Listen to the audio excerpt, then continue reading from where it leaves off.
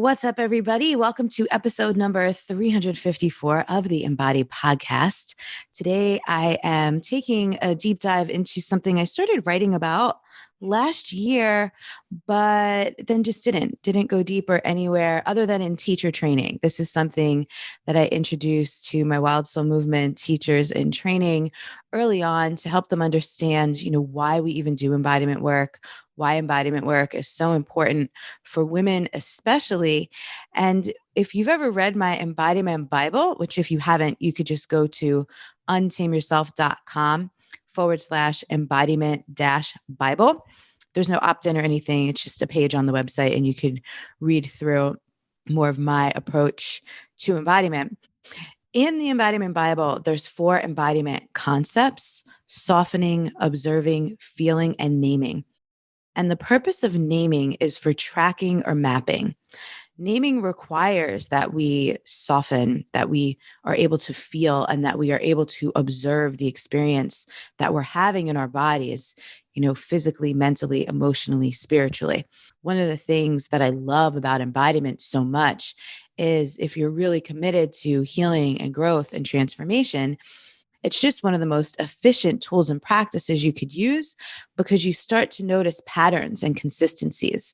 Like when you feel a certain way around certain people or in certain environments, that's information for you. That's data that lets whether it's good or bad or confused or stuck or uneasy, you can start to track and notice patterns. When I go to this type of event, this is how I feel.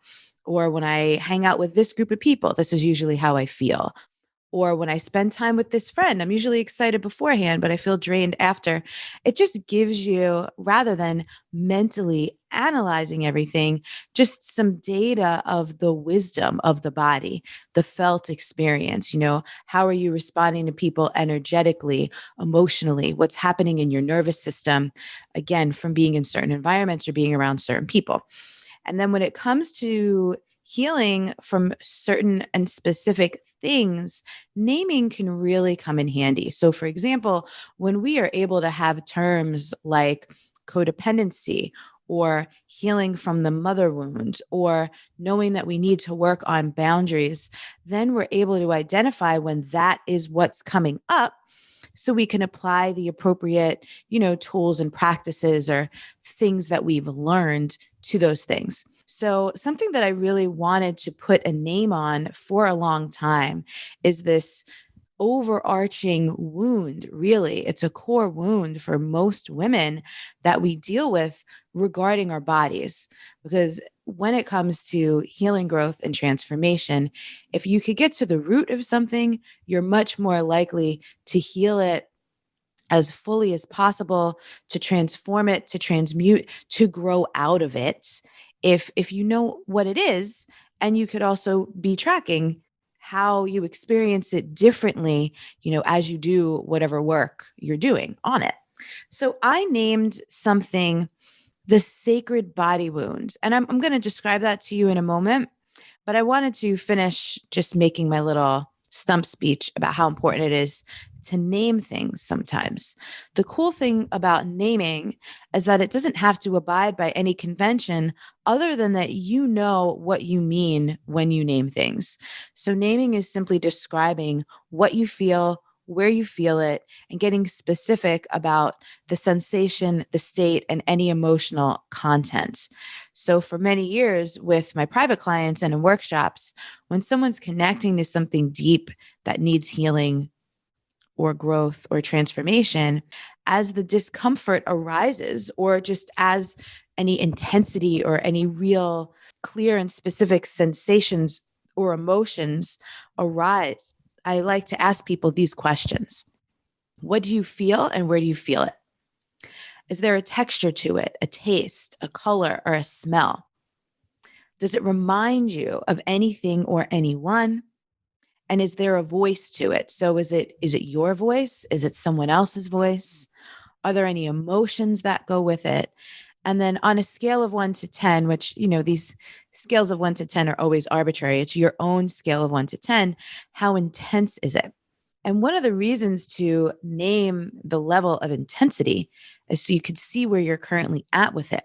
And then as you do work on or around it and you check back in at the intensity, over time, you will notice the intensity decreasing, dissipating, even disappearing eventually. And that's one of the ways that you can know that you've moved either all the way through something or, peeled back a layer of the onion, right? This thing that used to really give me an intense reaction barely gives me any reaction at all anymore. That's one of the ways you know that you made progress. This line of questioning helps people name their sensations, their state of being around it, and their emotions. And then, in order to soften and observe more consistently, some questions that I give people to notice the patterns are: do they always feel that way around a certain person or in a certain situation? Do they only feel that way during a certain point in their cycle, if they're a person who menstruates? Or is there a certain time of year or a certain month out of the year? Often we're being affected by anniversaries or benchmarks or milestones in our lives that we don't even realize it. Some of you have heard me talk about the birthday portal. Typically, the month before your birthday, all kinds of stuff will come up so that you don't have to bring it into the next year. A lot of people like to do New Year's resolutions. Personally, I treat my own birthday like my personal New Year. And I really pay attention, like the month or so leading up to my birthday, what's coming up, what's being thrown in my face, what is life making obvious to me. Either that's an opportunity, an area for growth, or something exciting I should be paying attention to or pursuing, or something that I really want to clear out, something that is not serving me that I could leave behind before I, complete another solar return and have a next birthday. So naming can be applied to things like that. It also helps develop discernment, which allows you to identify any boundaries you might need to set in your life or relationships or commitments that might need adjusting. So, to come back to the sacred body wounds, naming applies to a couple different things, as you've already noticed, right? We want to be naming our sensations, our emotions, the intensity, observing any patterns like who or what does this remind me of, or how do I consistently feel around this person or in that situation. We name all of those things. But then, as well, when something is overarching, when something's a consistent nagging issue or something we've been working on for a while, to give it a name can be helpful so that when it comes up, we can remove any personal identification we have with it and just say, oh, that's my whatever acting up. So let me give you an example. If someone has physical ailments or conditions, maybe someone has arthritis, when they are having a flare, they can say, oh, that's my arthritis flaring up, instead of, oh, that's my body being a pain in the ass, or, oh, that's my body hates me, or anything like that. You know what I mean? That would be a personal identification. Like, my body is doing this to me. That's one example, right? So instead they could be like, oh, that's my arthritis, right? The arthritis is a thing, it's a condition, it's named, it's identified. And then they can say, okay, this is what I do when I have an arthritis flare. Okay. So when we name our wounds or when we name our issues, it's similar, even if it's not a physical experience. So the sacred body wounds, I want to give you my description of it. The sacred body wound is the wound that tells us our bodies and our divinity are separate. It's the wound that teaches young girls that their bodies are objects to be pleasing and desirable to others. It's the wound that conditions European standards of beauty on women and girls, especially in the Western world. It's the wound that creates fat phobia and ableism, among other things. It's the wound that keeps us from the great mysteries of womanhood. It's the wound that would have us believe that we should be ashamed of bleeding or feeling less than if or when we no longer bleed. It's the wound that has women finding their value primarily in societal roles, such as wives or mothers. It's the wound that slut shames. It's the wound that created diet culture.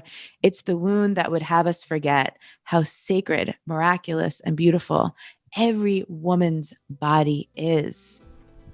quick break in the show because it is my favorite week of the year. Mary Magdalene Feast Day is this week. It is happening on Thursday. If you've been listening to the podcast for a long time, you know Mary Magdalene, that energy, her relationship with Jesus, their teachings, the way of love is such a big, important part of my own medicine and practice, and so much of that is woven into all of the embodiment work I do.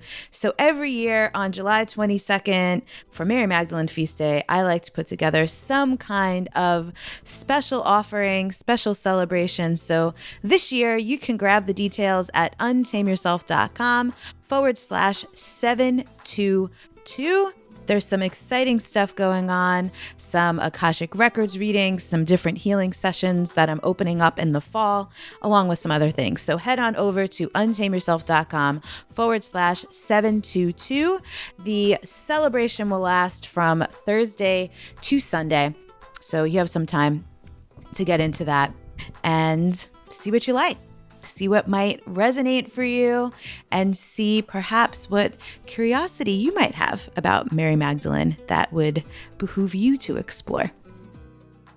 So the sacred body wound, the reason I called it that is because it has us ultimately forget that our bodies are sacred, that every function, everything that our bodies can do is an absolute miracle. It's a blessing. It's sacred. It's a gift. And as well, our bodies are how we are here on earth.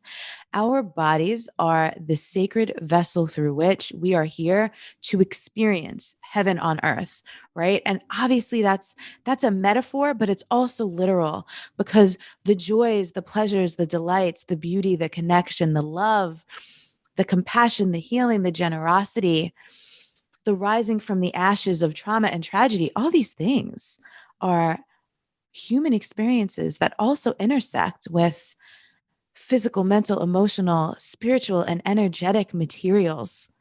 And by being in a body, we get to experience all of that. So the body is our vessel. It's our bridge between heaven and earth, what is seen and what is unseen, what is divine and what is fully human, and how those paradoxical things coexist and come together.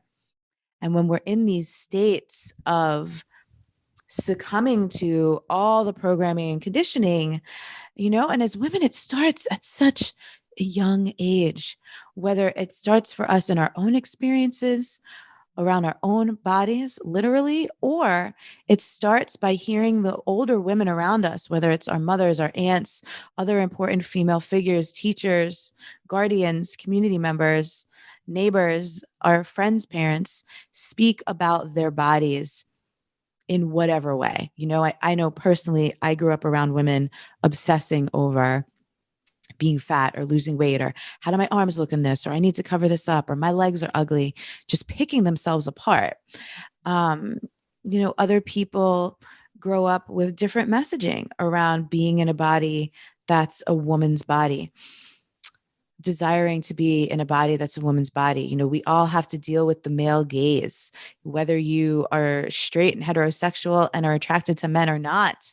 It's something that we all deal with because women are so heavily objectified and sexualized, again, from a young age. If you ever went to a school that had a dress code, think of this messaging that's like, yeah, girls, you need to wear, your thongs can't be hanging out, your shorts can't be too short, your tank top straps have to be this thick. And we take in that our bodies are distracting. Our bodies are either shameful or dangerous to be in. And it really creates such disconnection that so many of us deal with, that manifests in our lives in so many ways, right? Some people just become disconnected and they just live totally from their head, not connected to their body, not feeling their feelings, not able to identify or process an emotion or a trigger or when something comes up.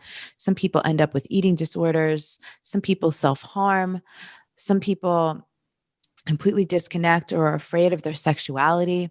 There's just so many ways that the sacred body wounds affects us. So just like we name, for example, a popular wounds that people talk about is the mother wounds or the core wounds of feeling like too much or not enough. So this sacred body wound is another core wound that the majority of women walking the earth, living on the earth right now, probably experience in some way, shape, or form. So that's the short episode today. I wanted to talk about naming. I wanted to offer you the name of sacred body wounds to perhaps give some clarity or some context to your experience in your body that might help you. We have all these movements, right? There's body positivity, body liberation, body neutrality. Personally, I'm about body love, body acceptance. There's so many different ways to approach being on the same team as our bodies, being a great inhabitant of a body, a loving inhabitant of a body. And listen, you don't even have to like your body all the time. You don't have to love it. You don't have to be positive about it. You don't have to think it's beautiful, but being able to respect it. So, body respect is also a great thing to focus on. Being able to respect the body and being able to regard it and revere it as the sacred vessel that it is, regardless of the shape, size, form, condition, health, ability. That's a beautiful thing to cultivate. And we do that by combating the sacred body wound. So, if you're a person who likes to reflect after these episodes, if you're a member of the Embodied Living Center, make a post in the ELC. We love talking about this stuff. And if you're not, maybe it's something that you could take into your journal or a discussion with your girlfriends or people in your life, your lovers, your partners, regardless of their gender, about what really is your experience of being in a woman's body and how does your sacred body wound manifest? What does it look like? How does it affect you? For all the different ways that we listed, it could affect somebody. So I'd love to hear from you. I'd love to know what you thought about this episode. The show notes can be found at untameyourself.com/354, because this is episode number 354. We will link up to the Embodiment Bible and anything else I mentioned in the show here today. So as always, I hope that was useful. I hope that was helpful, illuminating, or enlightening for you in some way, shape, or form. Please share it up. If it was, you can share it on social media. You can send it directly to any friends or family members that you think would get something out of it. And that's it. We'll see you. We're on summer schedule now, so we're posting episodes every other week. So I'll see you in 2 weeks.